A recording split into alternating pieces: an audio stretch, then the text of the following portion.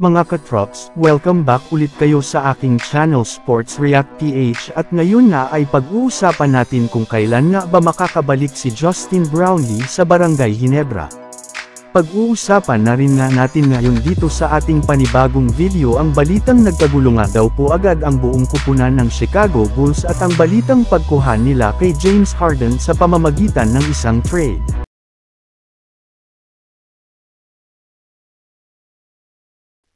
Naibalita na nga noong nakaraang araw na mismong si Justin Brownlee na nga daw po ang nag-request sa management ng Barangay Ginebra na si Renaldo Boltman muna nga daw po ang dapat ipalit sa kanya bilang import habang wala pa siya at gumugulong pa ang investigasyon sa nangyari sa kanya ng nagdaang Asian Games. Kaya dahil nga dyan ay mukhang si Boltman talaga ang nangunguna na sa listahan ng magiging bagong import ng Barangay Ginebra. Yes, katulad nga ng ibinulgar ni Quinito Henson letter B rin naman nga ang unang letrang ng apelyido nito kaya mukhang siya na nga talaga ang official na magiging kapalit ni Justin Brownlee. Pero ayon nga sa pinakahuling inilabas na balita, kukuha lamang nga ang Ginebra ngayon ng isang interim import. Meaning once nga daw po napayagan na si Justin Brownlee ay agad na nga nila itong paglalaruin muli ngayong PBA Commissioner's Cup.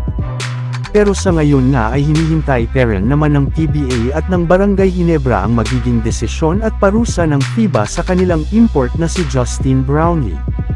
Samantala pumasok naman tato sa ating sunod na pag-uusapan ngayon sa balitang nagkagulo nga daw po agad ang buong kupunan ng Chicago Bulls at ang balitang pagkuhan nila kay James Harden sa pamamagitan ng isang trade.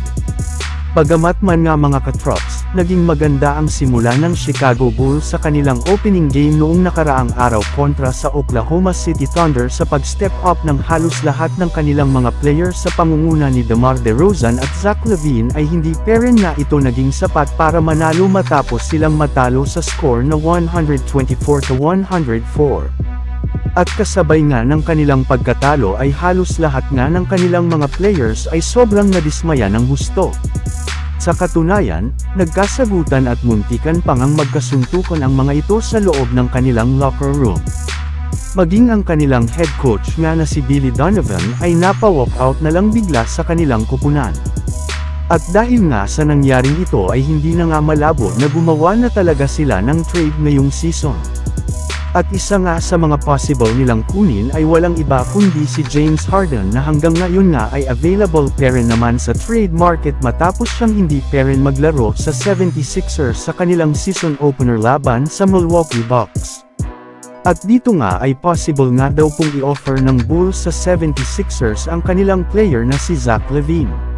So yun lang nga mga katrops ang handog ko sa inyong storya ngayong araw. Sana nag-enjoy kayo. Please like and subscribe my YouTube channel Sports React PH para sa iba pang storya at update patungkol sa NBA. Kita-kits muli sa ating susunod na video.